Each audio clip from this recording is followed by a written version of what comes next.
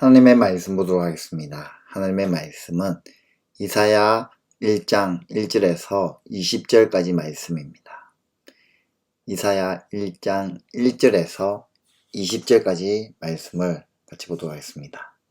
이것은 아모스의 아들 이사야가 유다 왕 우시아와 요담과 아하스와 히스기야 시대에 유다와 예루살렘에 대하여 본 이상이다. 하늘아 들으라, 땅아 귀를 기울이라. 주님께서 말씀하신다. 내가 자식이라고 기르고 키웠는데 그들이 나를 거역하였다. 소도 제 인자를 알고 나귀도 주인이 저를 어떻게 먹여 키우는지 알건만은 이스라엘은 알지 못하고 나의 백성은 깨닫지 못하는구나. 슬프다. 죄지은 민족, 허물이 많은 백성, 흉악한 종자, 타락한 자식들, 너희가 주님을 버렸구나. 이스라엘의 거룩하신 분을 업신여겨서 등을 돌리고 말았구나. 어찌하여 너희는 더 맞을 일만 하느냐? 어찌하여 여전히 배반을 일삼느냐? 머리는 온통 상처두성이고 속은 온통 골병이 들었으며 발바닥에서 정수리까지 상한 데가 없이 상처난 곳과 매맞는 곳과 또 새로 맞아 생긴 상처뿐인데도 그것을 짜내지도 못하고 싸매지도 못하고 상처가 가라앉게 기름을 바르지도 못하는구나. 너희의 땅이 황폐해지고 너희의 성읍들이 송두리째 불에 탔으며 너희의 농토에서 난 것을 너희가 보는 앞에서 이방 사람들이 약탈해 갔다. 이방 사람들이 너희의 땅을 박산했을 때처럼 황폐해지고 말았구나. 도성 시온이 외롭게 남아있는 것이 포도원의 조막과 같으며 참외밭의 원두막과 같고 포위된 성읍과 같구나. 만군의 주님께서 우리 가운데 얼마라도 살아남게 하시지 않으셨다면 우리는 마치 소돔처럼 되고 고모라처럼 될 뻔하였다. 너희 소돔의 통치자들아, 주님의 말씀을 들으라. 너희 고모라의 백성아, 우리 하나님의 법의 귀를 기울여라. 주님께서 말씀하신다. 무엇하러 나에게 이 많은 재물을 바치느냐? 나는 이제 순양의 번제물과 살찐 짐승의 기름기가 지겹고 나는 이제 수송아지와 어린 양과 숫염소의 피도 싫다. 너희가 나의 앞에 보이려 오지만 누가 너희에게 그것을 요구하였느냐? 나의 뜰만 밟을 뿐이다. 다시는 헛된 재물을 가져오지 말아라. 다 쓸모없는 것들이다. 분향하는 것도 나에게는 역겹고 초하루와 안식일과 대회로 모이는 것도 참을 수 없으며 거룩한 집회를 열어놓고 못된 짓도 함께하는 것을 내가 더 이상 견딜 수 없다. 나는 정말로 너희의 초하루 행사와 정한 절기들이 싫다. 그것들은 오히려 나에게 짐이 될 뿐이다. 그것들을 짊어지기에는 내가 너무 지쳤다. 너희가 팔을 벌리고 기도한다 하더라도 나는 그들도 보지도 않겠다. 너희가 아무리 많이 기도를 한다 하여도 나는 듣지 않겠다. 너희의 손에는 피가 가득하다. 너희는 씻으라. 스스로 정결하게 하여라. 내가 보는 앞에서 너희의 악한 행실을 버려라. 악한 일을 그치고 옳은 일을 하는 것을 배우라. 정의를 찾아라. 억압받는 사람을 도와주어라. 고아의 송사를 변호하여 주고 과부의 송사를 변론하여 주어라. 주님께서 말씀하신다. 오늘아 우리가 서로 변론하자. 너희의 죄가 주홍빛과 같다 하여도 눈과 같이 희어질 것이며 진홍빛과 같이 붉어도 양털과 같이 희어질 것이다. 너희가 기꺼이 하려는 마음으로 순종하면 땅에서 나는 가장 좋은 소산을 먹을 것이다. 그러나 너희가 거절하고 배반하면 칼날이 너희를 삼킬 것이다. 이것은 주님께서 친히 하신 말씀이다. 아멘. 오늘 우리가 읽은 본문 말씀을 통해 정의를 찾으라는 제목으로 하나님의 말씀을 전거하겠습니다. 오늘부터는 저희들이 큐티책 매일 성경을 중심으로 베드로전서가 끝나고 이사야의 말씀을 살펴보려고 합니다. 계시도 있고 예언도 있고 하기 때문에 쉬운 말씀은 아니지만 같이 매일매일 묵상하면서 하나님이 우리 가운데 말씀을 깨달을 수 있도록 지혜도 주시고 말씀도 주실 겁니다. 그런 기대를 가지고 하나님이 나에게 주시는 말씀이 무엇인지, 하나님이 오늘 나에게 하시고자 하는 그 말씀이 무엇인지 우리가 귀 기울이며 나가야 할 겁니다. 우리가 먼저 살펴볼 것은 이사야가 누구인가에 대하여 살펴보겠습니다. 이사야서는 아모스의 아들 이사야가 유다와 예루살렘에 관하여 본 그런 이상, 계시를 적었습니다. 이사야는 남유다의 10대 왕 오시아 때부터 시작해서 13대 왕 히스기야 왕을 지나 그의 아들 므낫세에 이르기까지 약 60년에 걸쳐 선지자로 사역했습니다. 대략 기원전 740년부터 680년까지로 보고 있습니다. 이때는 아수르가 이 세상을 지배하고 있을 당시였습니다. 이사야는 크게 두 부분으로 나눌 수 있는데 1장부터 39장까지 보면 심판의 예언들을 이야기하고 있습니다. 그리고 40장부터 66장까지는 구원의 예언들을 기록하고 있습니다. 우리가 이사야서를 묵상할 때 그리고 읽을 때 이것을 염두에 두고 기억하면서 읽고 묵상하면 많은 도움이 될 것 같습니다. 하나님께서는 이사야를 통하여 하나님을 떠나 죄에 빠진 우리들이 돌아오도록 부르시고 있고요. 예수 그리스도를 보내셔서 우리를 구원을 약속하시는 하나님의 사랑을 보여주고 있습니다.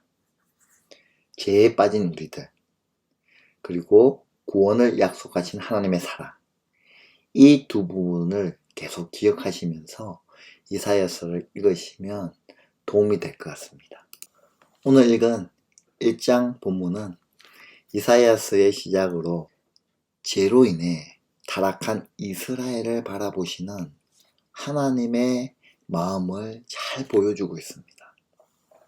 하나님이 어떤 마음이신지, 또한 어떤 마음으로 이들에게 말씀하는지 잘 드러나는 장면입니다. 이 장면을 머릿속으로 한번 떠올려 보시기 바랍니다. 하나님의 마음이 어떠한지. 따라서 우리는 오늘 말씀을 통해서 이제는 끝까지 하나님을 붙잡고 하나님이 우리의 도구가 아니라 주인이심을 고백하며 마음을 열고 하나님과 솔직하게 대하고 순종함으로 하나님의 구원을 누리며 사는 저와 우리 모두가 되시기를 축복합니다. 2절 4절에 보면 하나님께서는 자식인 이스라엘을 키우시고 양육하셨지만 그 자식인 이스라엘은 하나님을 거역하였습니다. 거부했습니다. 집에 키우는 짐승인 소도 나귀도 주인을 알고 주인이 어떻게 먹여 키우는지 그 짐승도 아는데 하물며 하나님의 백성이라고 하는 하나님의 자녀라 하는 이스라엘은 하나님께서 먹이시고 입히시는 것을 깨닫지 못하고 하나님을 떠나 버렸습니다. 어떻게 이런 일이 가능한 건가? 하나님은 참으로 슬프셨습니다. 하나님의 사랑을 누려야 할 나라가 범죄한 나라가 되었고 허물을 가진 백성이 되었고 악을 행하는 자가 되었고 행위가 부패한 자식이 되었습니다. 이스라엘이 거룩한 자신들의 신 여호와 하나님을 버리고 하나님을 무시하며 멀리 떠나 완전히 하나님으로부터 등을 돌렸습니다. 하나님을 떠나는 것은 미련한 짓입니다. 그러나 이렇게 떠나버린 자신의 백성, 자녀를 하나님께서는 마치 가출해서 온갖 고생을 사사하고 있는 불쌍한 자녀가 돌아오기만을 간절히 구하는, 간구하는 애타는 부모의 마음으로 그들에게 경고하고 있습니다. 어찌하여 너희는 더 맞을 일만 하느냐? 어찌하여 여전히 배반을 일삼느냐? 라고 말씀하십니다. 하나님을 떠나 죄를 짓던 이스라엘은 이미 온 머리는 상처투성이고 속은 온갖 골병이 들어있고 발바닥에서부터 정수리까지 성한 곳이 없이 상하고 터진 것과 새로 맞은 상처뿐이라는 거죠. 그러나 그 누구도 그 고름을 짜주고 그 상처를 감싸주고 약을, 기름을 발라 부드럽게 해주는 사람이 없었다는 겁니다. 그리고 7절에서 9절에 보니 이스라엘의 땅은 황폐하였고 성읍은 송두리째 불에 탔으며 토지는 이방인들에게 빼앗겼고 하나님의 산 시온 예루살렘은 텅 빈 포도원에 홀로 남은 초막처럼 참외밭의 원두막처럼 원수들에게 포위된 성과 같이 겨우 그 건물만 남아 있다는 거죠. 만약에 만군의 하나님께서 생존자를 조금 남겨두지 않으셨다면 이스라엘은 소돔과 고모라 같이 완전히 없어졌을 겁니다. 이것이 이스라엘이 하나님을 버리고 삶을 산 사람들의 모습을 묘사하고 있습니다. 실제로 하나님을 향하여 등을 돌린 후 그런 삶을 살아갔습니다. 이 말씀을 통해서 우리가 깨닫는 바가 무엇입니까? 우리는요, 끝까지 주님을 붙잡아야 합니다. 무슨 일이 있어도 이것만큼은 놓쳐서는 안 되는 인생입니다. 하나님만 붙잡는 인생. 만약 우리가 하나님을 버리고 등을 돌리는 순간 어떤 삶을 사는지 아시겠습니까? 이사야서에 나오는, 오늘 본문에 나오는 이스라엘 백성들의 삶이 우리의 삶이 되는 겁니다. 하나님을 버리는 순간. 여러분, 우리가 하나님의 품속에 있으면 하나님의 은혜를 누리며 삽니다. 그러나 하나님을 버리고 하나님을 무시하고 자기 방식으로 살아가면 온 머리는 아프고 마음은 피곤하고 몸은 상하는 겁니다. 그런데 우리는 자꾸 눈에 보이는 것을 따라가며 하나님을 떠나갑니다. 하나님을 떠나면서 점점 잘못되고 있는 자신을 보면서도 여전히 세상 사람들과 똑같이 눈에 보이는 것을 쫓아 살아가고 있는 겁니다. 그러니 머리가 아프고 마음이 피곤하고 몸이 상하는 겁니다. 그런데 이렇게 하나님을 떠나서 아프고 피곤하고 상하면 누가 치료해 줍니까? 세상에 그 누구도 우리의 아픔과 상처를 치료해 주지 않아요. 그리고 치료해 줄 수 없습니다.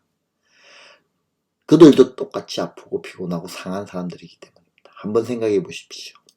내가 아파 죽겠는데, 내가 피곤해 죽겠는데, 내 마음이 상한 채 살아가는데 어떻게 남을 신경 쓸 수 있겠습니까? 그런 거잖아요. 이 세상이 그래요. 이 세상은 누구도 그 어떤 해결책도 가지고 있지 않습니다. 결국 하나님께로만 가야지 우리의 모든 문제는 치료되고 회복됩니다. 왜냐하면 하나님을 떠난 것이 문제의 원인이기 때문입니다. 그러니 우리는 끝까지 무슨 일이 있어도 어떤 상황과 환경에 있다 하더라도 이것만큼은 놓지 마시고 꼭 붙들기 바랍니다. 하나님만 붙잡고 하나님께로 나아가기를 축복합니다. 그러면 모든 것이 회복되는 겁니다. 고쳐집니다. 완전해집니다.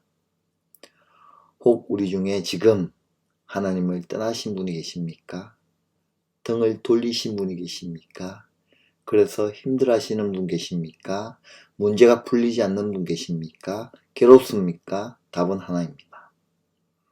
하나님으로부터 돌려버린 그 등을 다시 하나님께로 돌리시는 것이 모든 문제를 풀 수 있는 답인 것을 깨달으시길 바랍니다.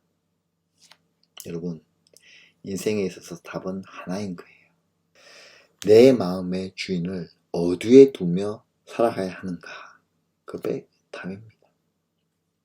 하나님 아니면 다 틀린 답이에요. 그 답을 다른 곳에서 다른 것으로 찾지 마십시오. 오직 하나님만이 답인 거예요. 오늘 본문 10절에서 12절에 보면 하나님께서는 이스라엘 성전의 관원들에게 소돔의 통치자들아 라고 부르십니다. 그들의 겉모습은 성전 관원들이었는데 실상은 하나님을 떠나 심판을 받는 소돔의 통치자들과 다를 것이 없기 때문입니다. 그들은 헛된 생각을 가지고 있었습니다. 마치 우상을 섬기듯이 좋은 재물만 제사로 드리면 하나님께서 복을 주실 것이다 라고 생각했습니다. 하나님은 모든 것을 가지신 하나님이십니다. 하나님은 우리의 재물이 필요한 것이 아닙니다. 우리가 가진 모든 것은 다 하나님께서 주신 겁니다. 하나님께서는 배가 고파서 우리에게 재물을 바치라 하신 것이 아닙니다. 재물의 피가 보고 싶어서 그 재물의 피를 뿌려 제사하라고 하신 것도 아닙니다. 하나님께서는 우리에게 재물을 바치고 예배하게 하신 이유는 그 모든 것을 주신 주님이신 하나님께 감사를 고백하는 하나님의 백성들과 교제하고자 하시는 것이 하나님의 이유였습니다.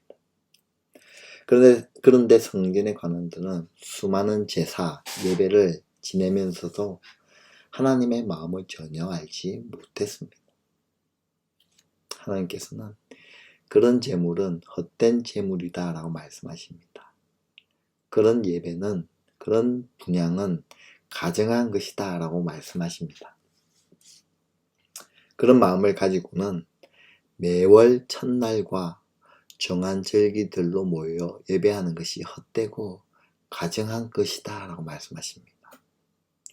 그들이 하나님께 예배드리면서 동시에 악을 행하는 모습이 하나님을 견디지 못하게 하신다 라고 말씀하십니다. 그래서 하나님은 그런 제물과 예배를 싫어하십니다.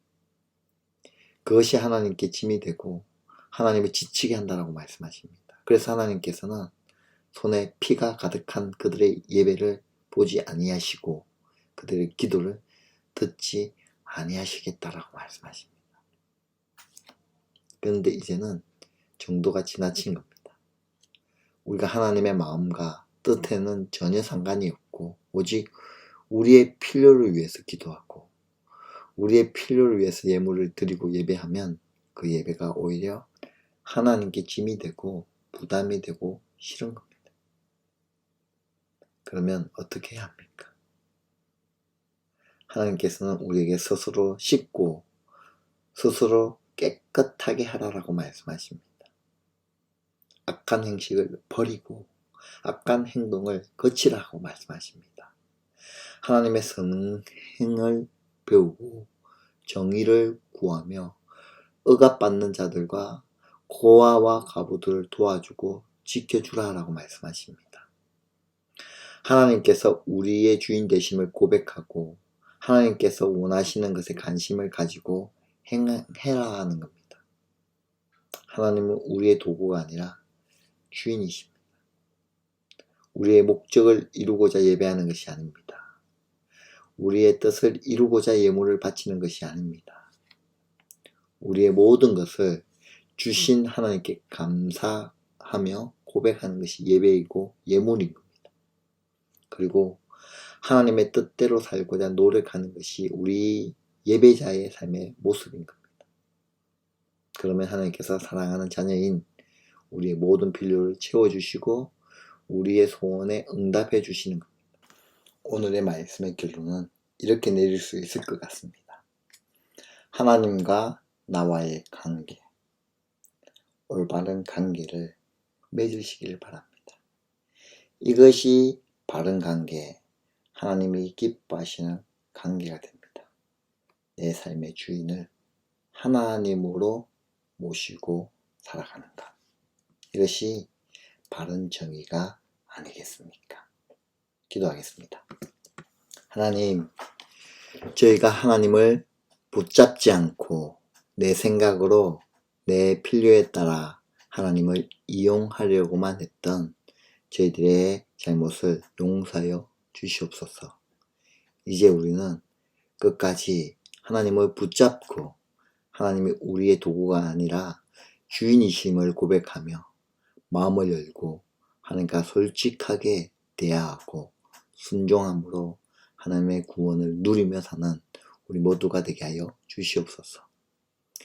깨어있는 참된 그리스도인이 되게 하시며 하나님의 말씀에 반응하는 저희들의 삶이 되길 원합니다.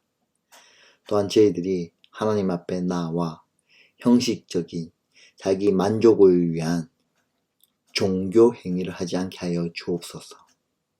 제가 아무리 중하더라도 하나님 앞에 나와 자백하고 회개하게 하시고 그로 인해 용서를 경험하는 저희들의 삶이 되길 간절히 소망합니다. 오늘의 우리의 삶을 주님 앞에 올려드립니다. 우리 가정을 주님 앞에 올려드리오니 우리의 삶을 인도하여 주시고 지켜주시고 참된 목자가 되어 주시옵소서.